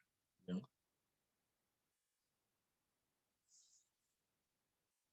26 personnes. Donc, évidemment, avec à la clé les sucettes pour Romain Brice. Ah ouais, mais alors Romain, j'ai jamais réussi à le voir, hein.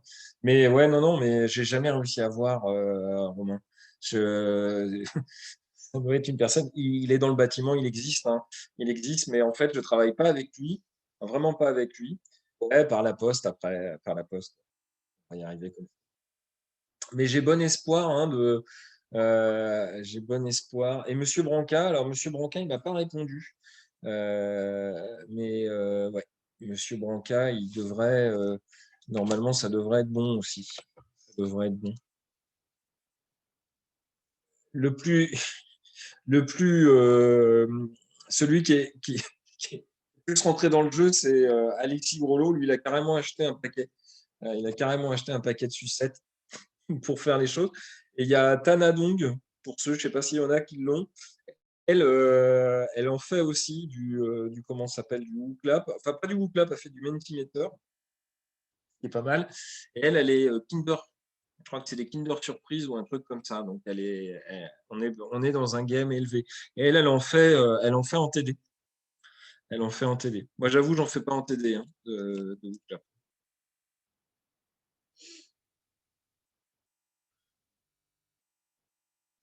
Bon, j'attends encore qu'il y ait plus des Kinder Surprise. Ah ouais, non, mais ouais, on est tous pareils, des Kinder Surprise, hein. On est tous pareils, ouais. C'est pas encore interdit les Kinder Surprise, donc il faut en profiter. Il faut en profiter. Les Kinder Surprise, ouais, ouais. Si vous allez aux États-Unis, c'est formellement interdit d'avoir des Kinder Surprise. Ils ont peur que les gens meurent étouffés avec le jouet qui est à l'intérieur. Donc, donc en fait, là-bas, enfin bon, bref, si vous allez aux États-Unis, vous verrez, vous voyez des gens dans la rue qui portent clairement des devant vous, mais les Kinder Surprise, ça c'est dangereux, hein. Donc, bon, je pense que ça doit être c'est des problèmes de mentalité, mais bon, c'est pas grave. J'aime beaucoup les Américains. J'ai plein d'amis américains. Il y a pas de souci avec eux là-dessus. Ouais, ouais, c'est ça, ouais. Pareil, pareil, effectivement, je crois que la galette des rois, c'est pas trop dans leur ambition à cause de la fève. Je crois aussi, j'ai avoir vu un truc. J'essaye de trouver un endroit pour mettre ce truc-là qui gêne pas trop. Bref, ça va être bon là ou j'attends encore? J'ai pas beaucoup de connexion.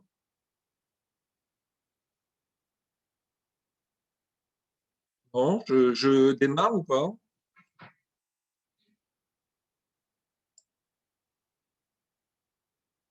Peut-être démarrer.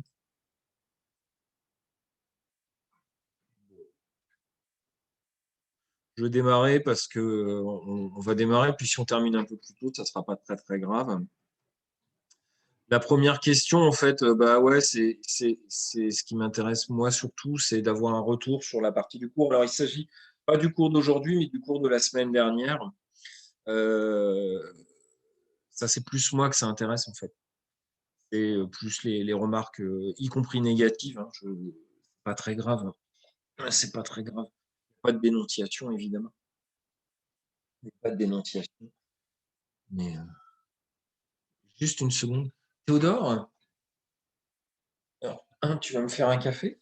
Et le chien, il est où? Je vais vite dormir. Il est là en train de dormir. D'accord, ok. Hop, merci.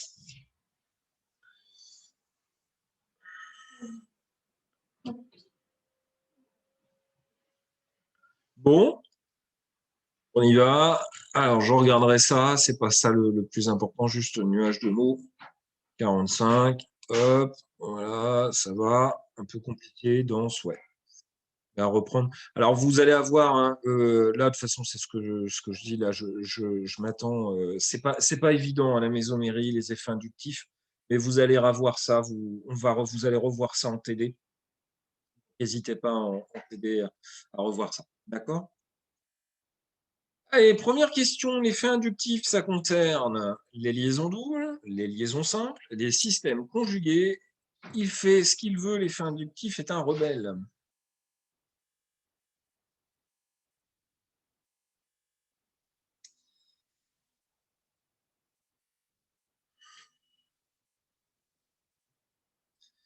Et l'effet inductif est un rebelle.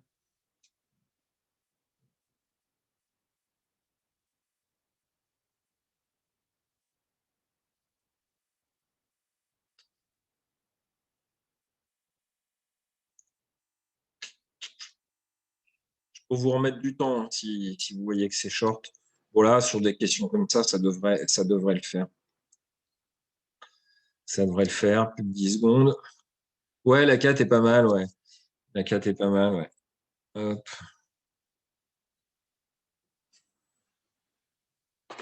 La 4 est pas mal.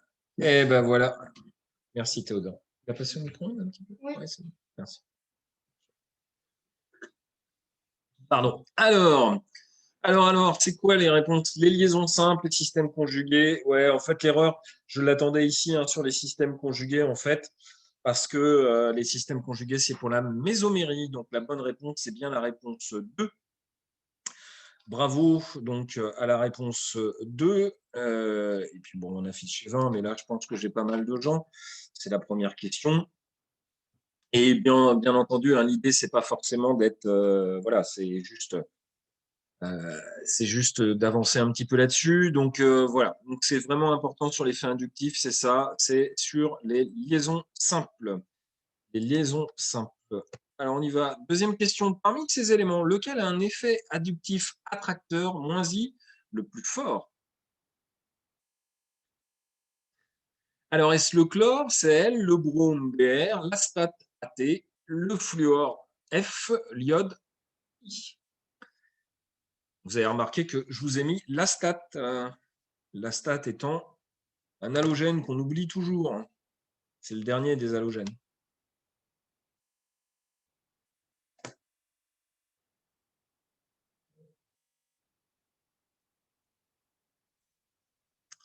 Alors, lequel est le plus fort? Le fluor, l'iode, l'astate, le brome, le chlore. L'astate, vous ne le verrez pas souvent. Hein. L'astate, c'est un dérivé, enfin, c'est un halogène, mais qui est radioactif. Donc, généralement, quand on est radioactif, on évite en chimie de trop utiliser de la radioactivité. En bio, oui, on aime bien utiliser la radioactivité, mais en chimie, on évite. On veut vivre un peu plus vieux. Alors, eh bien, c'est le fluor. Ouais, personne n'est rentré sur la stat, ni même l'iode, le chlore, le brome. Alors, attention à ça. Non, le plus fort, c'est celui qui a l'effet le plus électronégatif. Donc, la bonne réponse, et je vois qu'il y a quand même une très nette majorité, c'est sur le fluor. Alors, on va voir tout de suite si Rebecca ne disparaît ou pas. Elle met qu'elle va disparaître très vite. A priori, elle est encore ici. Non? Ah, ou alors elle est peut-être après encore, hein, parce que je pense qu'il y a peut-être encore plus de... Voilà. Ok. Bon. Eh ben, une autre question. Parmi ces groupements, lequel a un effet inductif attracteur, moins I, le plus fort, NO2, OH, NH2, CH3.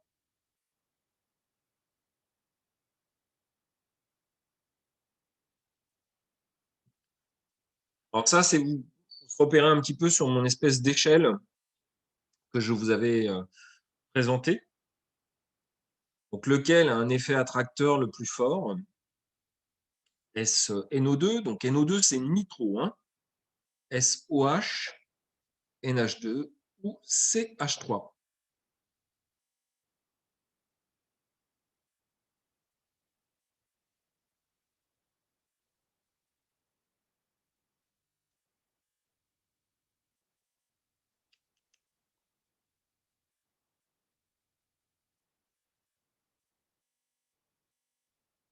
Attention.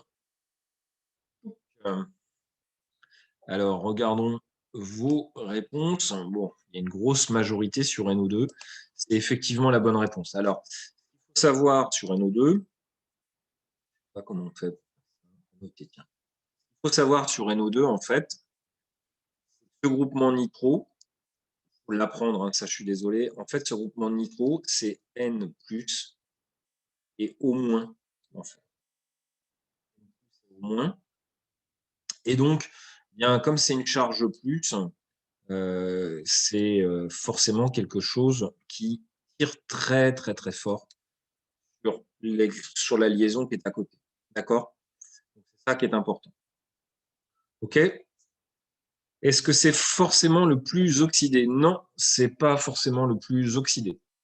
c'est pas forcément le plus oxydé. Et dans ces termes d'oxydé et de pas oxydé, on va avoir déjà des choses un petit peu complexes à expliquer parce que là-dedans, un groupement NH2, c'est pas forcément, on peut pas forcément l'expliquer en termes d'oxyde.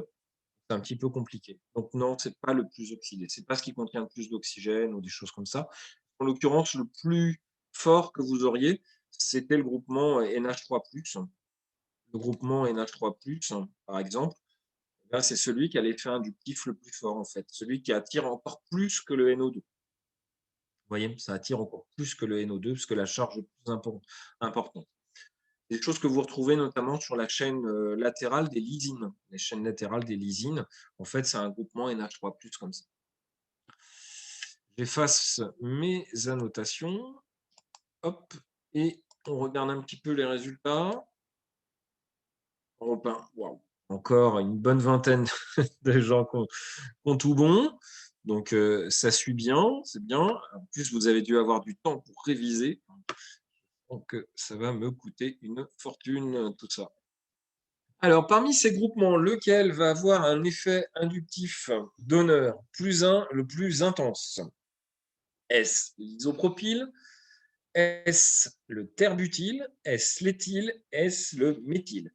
Vous avez vu, je me suis embêté à vous mettre des abréviations parce que normalement, vous êtes censé les connaître. Donc, IPR pour isopropyl, TBU pour terbutyl, ET pour éthyle et ME pour méthyle.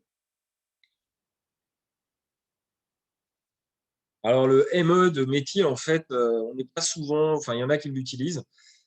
C'est vraiment les chimistes feignasses, feignants, parce que finalement, c'est au lieu d'écrire CH3, c'est-à-dire 3 symboles, vous n'en écrivez plus que 2.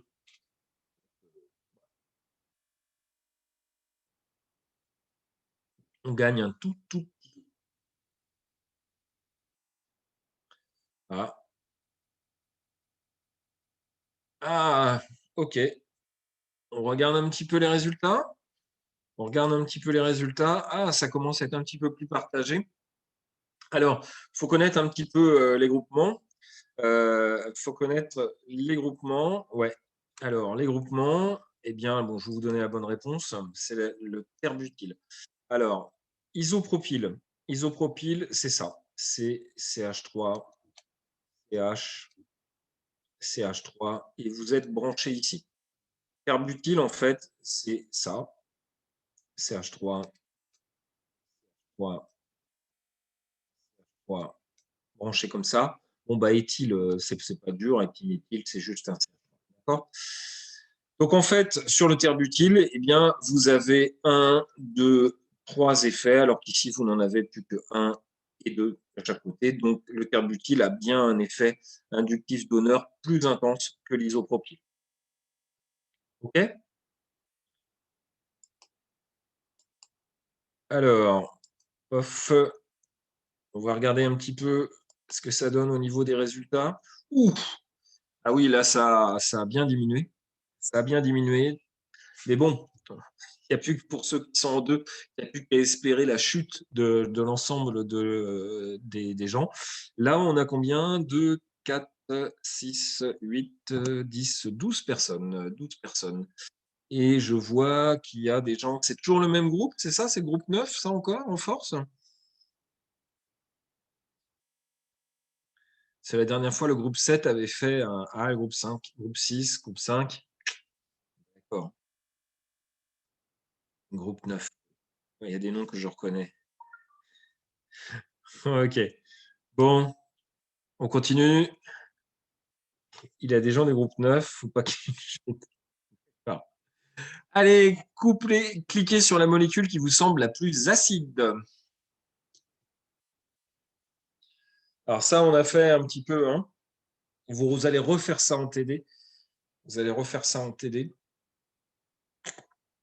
Et c'est des choses qui sont intéressantes, qui vont être importantes pour vous parce que comprendre la biologie, notamment des protéines, comprendre la réactivité, c'est justement regarder un petit peu les environnements et donc regarder un petit peu ça pour parler PK.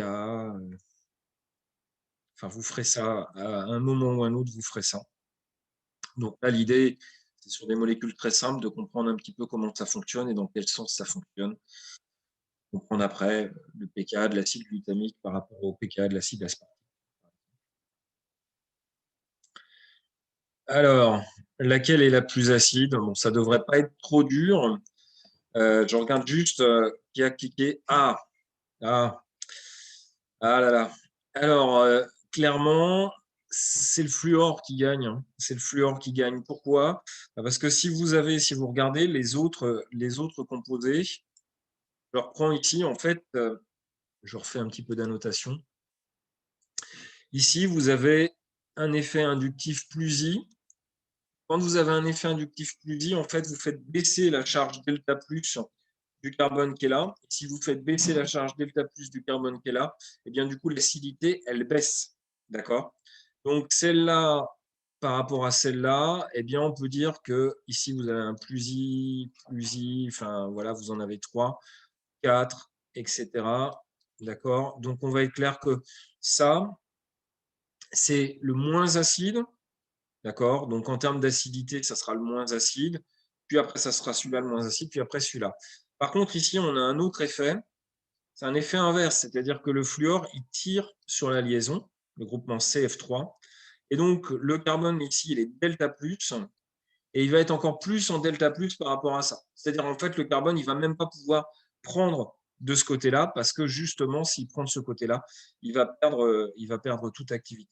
D'accord? Donc, c'est pour ça que là, celui-là, ça sera vraiment. Donc, celui-là, c'est CF3COOH. Ça s'appelle l'acide trifluoroacétique. Et c'est un acide fort. On n'y met pas les doigts à l'intérieur. On n'y met pas les doigts à l'intérieur. Monsieur, en fait, c'est plus la charge. En fait, j'ai eu la bonne réponse, mais je comprends pas trop le coup de que ce soit plus c'est plus et plus c'est acide. En fait, ça me semble contre-intuitif. Ouais, mais c'est assez que c'est pas très simple la façon enfin, en fait, on peut prendre un petit peu de temps à ça. Je vais prendre l'exemple du CH3COH, d'accord, plus H2O. En fait, la réaction d'acidité, c'est ça. CH3COO- plus H3O+. OK? Oui. Ça, c'est la réaction d'acidité. Plus on va aller vers la droite, et plus vous aurez quelque chose qui va produire des H3O+. Donc, plus la réaction est déplacée vers la droite, plus le composé est acide. D'accord? Donc, jusqu'ici, ça va. Donc, plus on va dans ce sens-là, plus on est acide. Donc, plus ça, c'est stabilisé. Si c'est stable, voilà, alors on va dans ce sens. On va dans ce sens. OK? C'est l'idée, hein? Donc, l'idée, c'est de regarder justement ce qu'on appelle la base conjuguée. Donc, la base conjuguée, c'est CH3CO-. Donc, ici, le carbone est delta plus. Ah, pardon. Je ne sais pas si ça marche. Ouais. Le carbone, il est delta plus ici. Et là, il y a une charge moins qui est en face. Plus face au moins, vous aurez un plus intense, et plus cette compensation sera faite. Et plus vous aurez une compensation, enfin, électrostatiquement, quelque chose de bien. Je ne sais pas si je suis clair en disant ça. Parce que c'est là où est le nœud, en fait. C'est exactement ça, c'est la partie où ça me. Voilà. Voilà, c'est de l'électrostatique, en fait. C'est de l'électrostatique. On a. Je vais enlever mon CH3 là parce que c'est pas bien ça. Je vais mettre un R.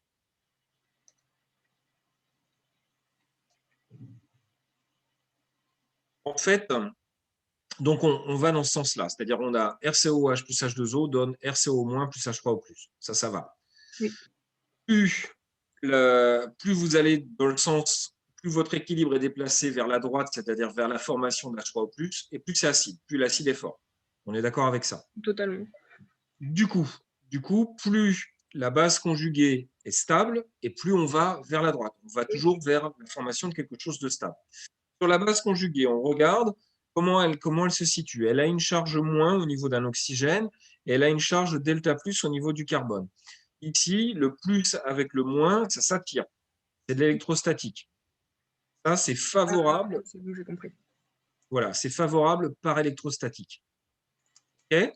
Oui. Donc, plus le delta plus est intense, et plus meilleur c'est. OK? Oui. Et donc, plus ici, vous allez avoir tendance à tirer les électrons, et plus vous allez, c'est ce qui est le cas dans le CF3, et donc plus vous allez rendre le truc delta plus, et donc actif, et donc plus acide.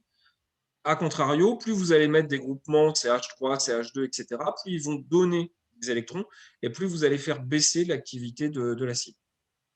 C'est bon, j'ai compris. Merci beaucoup. Je vous en prie. Hop, j'arrête ça.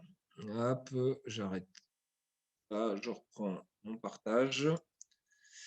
Je reprends mon partage. Et puis là, vous êtes tous parés. Donc, la molécule la plus acide, ça on a fait. On regarde juste les résultats. Ouf, ça a encore écrémé. Mais ça a encore écrémé. OK. OK. On continue. La base qui vous semble la plus forte.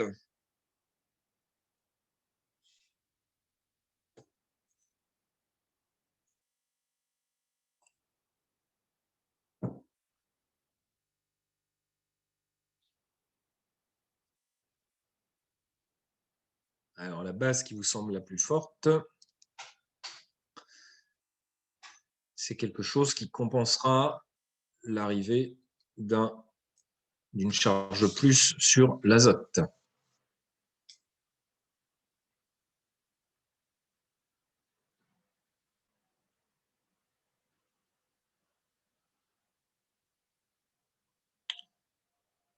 Assez.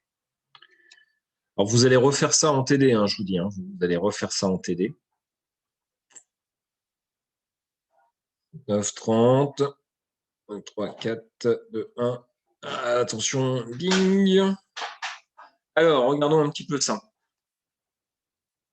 Alors, donc, on voit éthylamine, triéthylamine, diéthylamine, et puis le truc avec le chlore ici. Bon, le truc avec le chlore, je pense que vous n'êtes pas fait. Ah si, vous êtes fait avoir aussi, pour le coup, c'est la bonne réponse, ça va être celle-là. Ça va être vraiment la bonne réponse, parce que vous avez plus, en fait, vous avez plus d'effets inductifs. Qu'est-ce que je fais là? Vous avez plus d'effets inductifs, en fait, qui vont permettre de compenser, en fait, la charge plus. Donc ici, vous allez avoir l'apparition d'un N+, quand vous allez avoir les trucs. Donc, plus vous aurez d'effets inductifs et plus vous aurez de stabilité là-dessus. Donc, la bonne réponse, c'était bien, je ne vais pas y arriver moi, la bonne réponse, c'était bien celle-là. Bien celle-là. Oh, d'accord, c'était bien celle-là avec plus que 3 personnes. Donc, bravo à elle. Bravo à elle. Je cherche à enlever mes annotations. Il faut que je les efface. Oui, on continue. On continue. Alors, dans la structure mésomère à suivre après la flèche. Alors, voilà la structure, vous pouvez l'afficher. Est-ce que la molécule va cycliser? Est-ce que le système n'est pas conjugué? Il n'y aura donc pas de mésomérie. Est-ce qu'il y aura une double liaison entre les atomes 2 et 3? Est-ce qu'il y aura deux doubles liaisons entre les atomes 2 et 3 et 4? Si vous voulez plus de temps, vous me le dites, je vous mets plus de temps.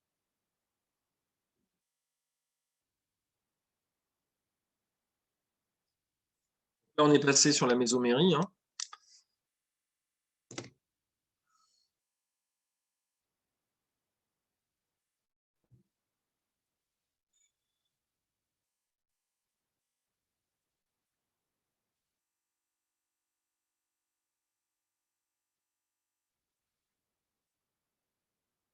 Vous voulez que je vous mette un peu plus de temps? Je vous en ai mis un peu parce que je vous ai rajouté une minute.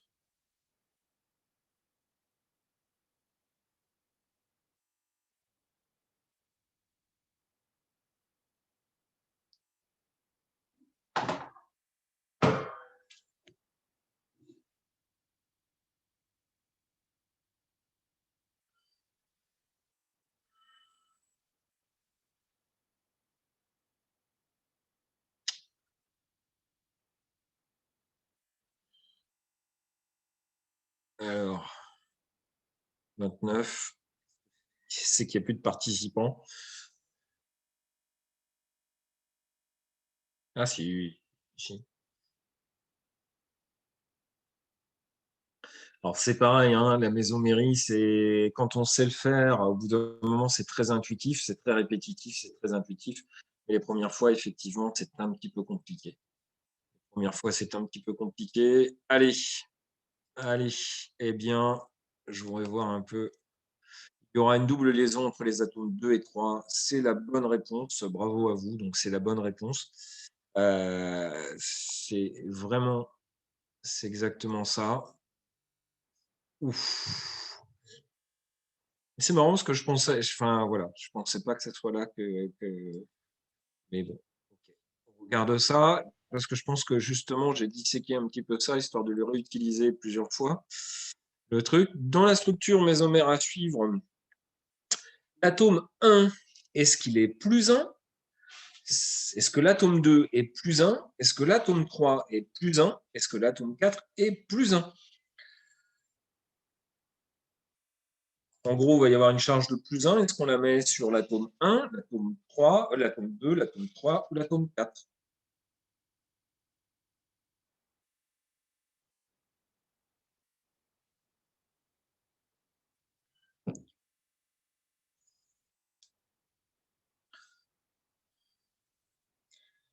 En fait, il faut regarder qui a perdu un électron. Donc, quand on devient plus 1, on devient un carbocation.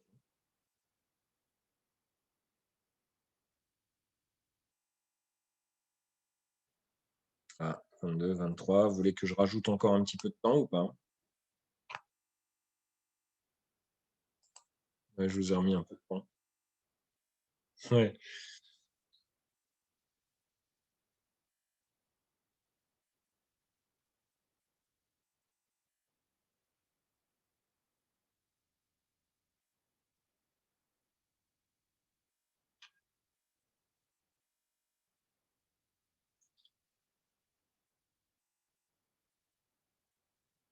Allez. Qui a perdu un électron, en fait? C'est la question. Qui a perdu un électron?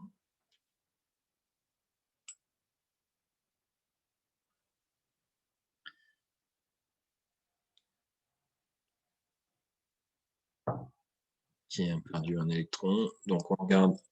Il y en a d'autres. Ah, s'il y a d'autres qui participent. Donc, quand on regarde bien les flèches, hein, normalement, au bout d'un moment, c'est là où il faut regarder un petit peu la symbolique en fait, des flèches. Et donc, vous voyez bien que ça va être l'atome 1 en fait, qui va avoir perdu, qui va être devenu plus 1. Donc, j'ai une grosse majorité ici. C'est là, bon, je m'attendais à 4. Hein, je m'attends à 4, c'est une erreur assez classique. Mais non, c'est bien l'atome 1 qui devient plus 1 en fait ici, parce que cet électron-là, il va être placé ici, et donc l'atome 1 va devenir plus 1. Et donc bravo, j'ai une grosse majorité ici. On va voir si j'en avais deux, ils tiennent la route. Hein.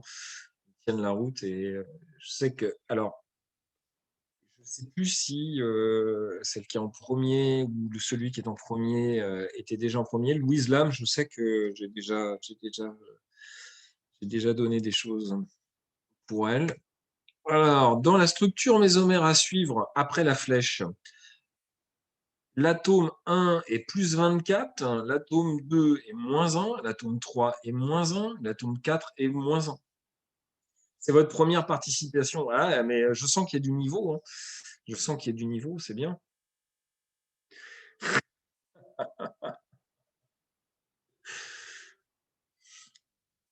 Bon, je peux vous aider. Hein. L'atome 1 ne veut pas être plus 24. Hein. C'est assez rare hein, sur des atomes, sur des molécules, d'être plus 24. Sur des molécules simples. 24.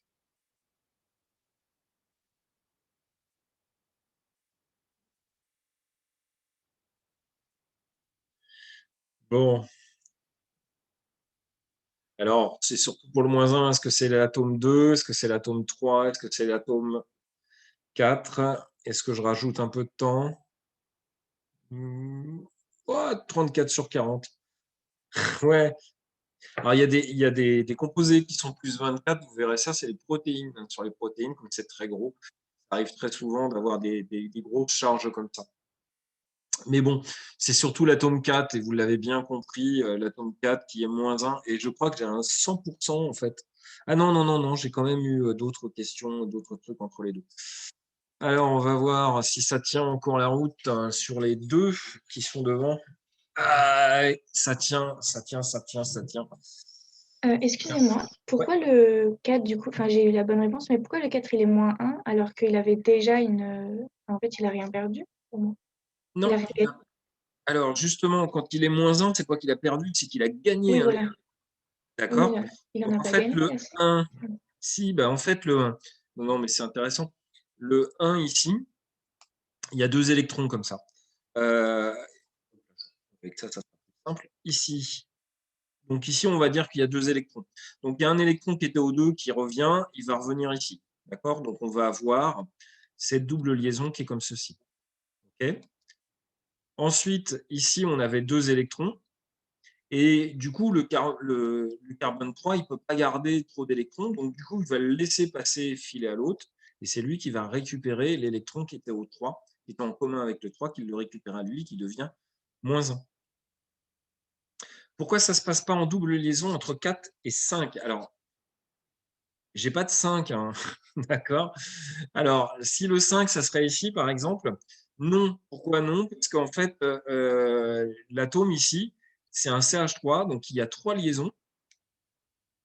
Okay, il a 3 liaisons. Donc on n'est plus dans le système conjugué, et donc bah, il ne peut pas avoir 4 liaisons, c'est-à-dire avoir une double liaison et garder encore un hydrogène. D'accord? Donc le 5, si je ne l'avais pas mis, mais si le 5, non, ce n'est pas possible, parce qu'il faudrait perdre un atome d'hydrogène. On n'oublie pas qu'en fait, chacun a des hydrogènes. Hein. Pareil, hein, on ne va pas aller ici, parce qu'ici, bah, vous avez des hydrogènes. Donc c'est vraiment à repérer, c'est vraiment le système conjugué qui vous donne finalement les bornes. Où est-ce que vous allez jouer? Ça va être juste dans cette partie-là. Et donc le 4, oui, le 4 récupère un électron qui avait été donné sur l'atome qui était en commun avec l'atome 3, donc il devient -1. Monsieur, excusez-moi. Ouais, C'est plus partie du système conjugué parce que ça respecte plus la règle de l'octet du coup. alors, le système conjugué, en fait, c'est les alternances, double liaison, simple liaison, etc., etc., ce qu'on avait vu. Non, en fait, oui, on vous respecterait plus. Si là, on faisait une double liaison, en fait, on ferait un carbone à 5 pattes, hein, enfin, avec 5 liaisons, et ça, c'est plus dans la règle de l'octet. D'accord. J'enlève les annotations. Non, c'est pas ça. J'enlève d'abord les dessins. J'arrête ça. Je reprends mon truc ici. Donc, on a vu les... Mais si, on l'a fait ça. On l'a fait ça. On l'a fait ça. Hop là. Allez. Cliquez sur le carbocation qui vous semble le plus stable.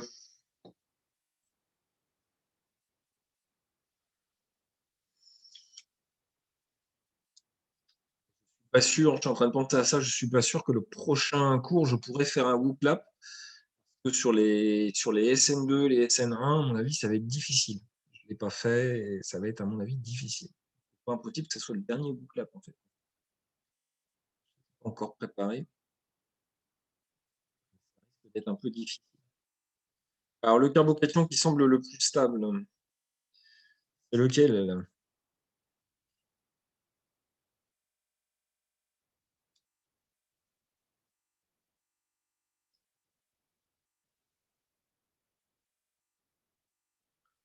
Lequel, le carbocation le plus stable? Je vous rajoute un peu de temps. Ouais, je vous en mets un petit peu là.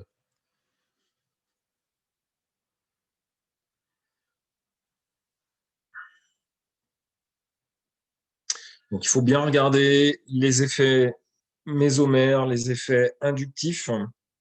Okay. Ça, vous allez en refaire en TD, hein, c'est presque du TD, ça. Hein, pour les effets mésomères et les effets inductifs. En sachant que le plus fort, c'est toujours le mésomère qui sera le plus fort. Lui qui va décider un petit peu de tout. Et puis sur les effets inductifs, quand on compare les effets inductifs, il y a ceux qui ont tendance à donner, à tirer, et ceux qui ont tendance à pas tirer. Donc clairement, le chlore là, que vous avez, ce n'est pas bon, ça, hein, parce que ça tire sur la liaison, donc ça va tirer sur la formation du carbocation. Ce n'est pas bon du tout. Donc la grosse question, c'est entre le premier et le deuxième, normalement. Allez, toc. Alors, quels sont les résultats? Donc j'ai une majorité ici. Aïe, aïe, aïe. Et la réponse correcte est pourtant celle-là. Alors, mince, c'est pas ça que je vais faire. Alors, pourquoi c'est celle-là? C'est parce que, je reprends la notation, parce qu'ici, vous avez une alternance de double liaison, simple liaison, charge. Donc, vous pouvez faire ceci et créer une autre forme mésomère qui serait celle-là, où cette fois-ci, la charge est ici. Et pareil, on reviendrait sur le truc d'avant, parce qu'il y a toujours alternance charge, simple liaison, double liaison. C'est donc celle-là qui est la plus stable. Sur l'autre, effectivement, c'était pas trop mal parce que vous aviez 3 charges plus. Mais quand on a, ici, vous aviez un inductif plus aussi, mais c'était celle-là qui était la plus stable. D'accord? C'est bon pour tout le monde? C'est bon pour tout le monde. Donc, la réponse correcte. Hop, aïe, aïe. Pour une première participation, c'est plutôt pas mal. Pour une première participation. OK. Ah ouais, c'est dur là, c'est dur. Ouais. Bon, il y a 12 questions. Hein. Donc, la décisive va être ici. La décisive va être ici. On continue. Monsieur, il y a une question dans le chat auquel vous n'avez pas répondu. Une question sur le chat auquel je n'ai pas répondu. Mais la charge n'est pas nécessairement négative dans les systèmes conjugués. Non, non, non, non. Non. Non. Non, d'ailleurs, on l'a fait tout à l'heure quand, je ne sais pas si vous vous souvenez, je vous ai fait un carbocation qui était stabilisé avec un noyau aromatique. Donc, dans ces cas-là, non, ce n'est pas une charge négative. Mais effectivement, une charge négative va avoir tendance à donner de l'électron, une charge positive va avoir tendance à tirer les électrons de la mésomérie. OK? Donc, non, ce n'est pas toujours ça. Alors, dernière question, le carbanion le plus stable. Alors, petite spécificité, parce que le carbanion, le carbocation, on retient ça souvent en disant le carbocation le plus encombré, c'est-à-dire qu'il a plus d'effets, qu'il a plus de branchements, c'est plus stable. Le carbanion, c'est l'inverse. On va avoir tendance à donner des électrons. Par contre, c'est toujours la mésomérie qui gagne, quoi qu'il arrive.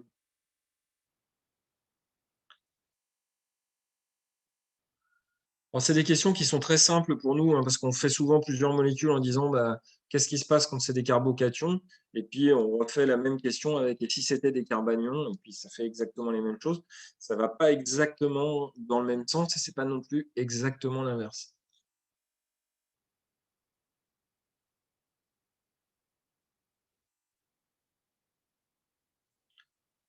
Je vous remets un petit peu de temps, ou il y en a qui sont désespérés, qui arrêtent. 29. Ah. Bon, tant pis, je regarde. Les résultats, bon, il y en a quand même une bonne majorité qui ne se sont pas fait avoir et qui ont bien vu. Ici, donc, c'est de l'effet mésomère. Donc, la bonne réponse, elle est là, hein, en fait. Elle est sur cet effet mésomère. Effectivement, le chlore va avoir un effet cette fois-ci qui va stabiliser, dans le sens où ça va faire baisser un petit peu cette charge négative. Mais c'est surtout le fait d'avoir de l'effet mésomère qui va être intéressant. Parce que dans l'effet mésomère, en fait, dans l'effet mésomère, notation. Dans l'effet mésomère, bien, cette fois-ci, et c'est là où ça va être intéressant pour la personne qui me disait est-ce que c'est négatif? Eh bien, si on regarde bien, l'effet mésomère, en fait, il permet justement la formation de cette nouvelle molécule. Et donc, ça revient au même, on a une charge qui est délocalisée. Les charges qui sont délocalisées sont les charges qui sont les plus stables. Et alors, on arrive ici, donc on regarde un petit peu. On regarde un petit peu. Ah ben voilà. Alors, une grande félicitation. Donc, alors, le prénom, c'est Mugamadou, c'est ça ou pas? Ah bah pardon, c'est Inamoula. Eh ben, bravo à elle ou lui. Alors, je suis désolé parce qu'en plus, quand c'est les prénoms à consonance étrangère, il, bah, bravo à vous. Je vais quand même aller jusqu'au 2 quand même parce que je trouve que c'était un peu dur. Donc, j'irai quand même jusqu'au 2, jusqu'à Stéphanie pour avoir tout le monde, en espérant pouvoir repérer. C'est beaucoup plus facile en amphi, hein, parce qu'en amphi, quand tu fais ça, bah, forcément, derrière, la distribution, elle est directe. Donc ça sera plus simple. OK. On va s'arrêter là. On va s'arrêter là pour aujourd'hui. S'il n'y a pas de questions, groupe 5 en plus, hein, donc il faut vraiment que c'est avec lui que j'ai le plus de retard. Passez une bonne semaine. La semaine prochaine, vous n'oubliez pas, vous avez une interro en TD, c'est d'une durée à peu près d'1 heure. Vous voyez ça avec vos enseignants de TD. OK? Au revoir à tous, bon week-end à vous. Au revoir, au revoir. Au revoir, monsieur. Au revoir. Monsieur, il nous reste combien de cours en fait? Alors, il nous en reste. Donc, la semaine prochaine, on a encore un cours. On va finir. Attendez, je regarde. Parce que vous avez dit qu'on n'aurait plus le temps de faire de WooClap. Non, c'est pas ça. C'est que c'est surtout que moi, il faut que je vois pas trop sur les SN1 et SN2. Je vois pas trop ce que je vais vous faire en WooClap. Ah oui, d'accord. C'est plus ça en fait qui m'embête. C'est pas tellement le temps, c'est plus savoir ce qu'on peut faire en WooClap. Mais bon, il y a que 2 cours, sachant que le dernier va être un cours de comment ça s'appelle de révision complète en fait. D'accord. Et on fera un WooClap de révision complète. Peut-être, ouais, peut-être à la limite, mais faut que je le prépare. D'accord. Ok. Au revoir à tous. Je vais fermer après.